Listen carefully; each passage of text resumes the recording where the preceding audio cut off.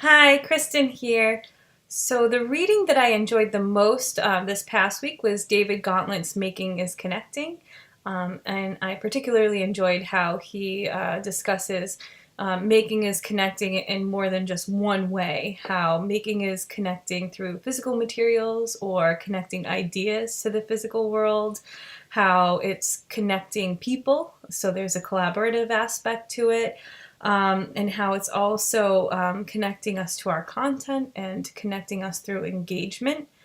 I really also enjoyed his description of Web 2.0 and how we are no longer just digital consumers or consumers of the media that we're finding out there, but now we're more involved, right? We're actually creating, and it gives us the internet gives us the opportunity to collaborate more with others. So those were some of the main ideas that I really enjoyed from David Gauntlet. Unfortunately, I get to see these in practice pretty frequently, as the school that I work at is right next to Fab Newport. So that's a maker space for students to go in and apply the concepts that Gauntlet was talking about in that first chapter that we read. So that was really good for me to see, or for me to read about.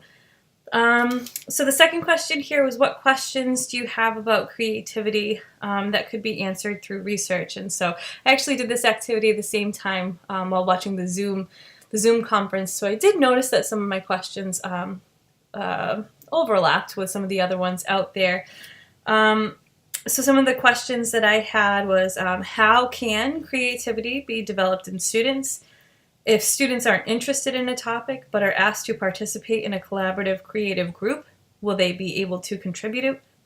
Are higher levels of creativity reached when the group is more diverse? And then just some thoughts. Play is such an important part of being creative. So is there something to research there?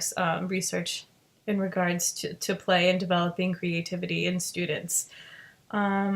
And then my final question was, how does sociocultural experiences affect creativity? So is there that, sociocultural connection to creativity, which I would assume that there would be, but it would definitely be interesting to explore that through research. Thanks so much.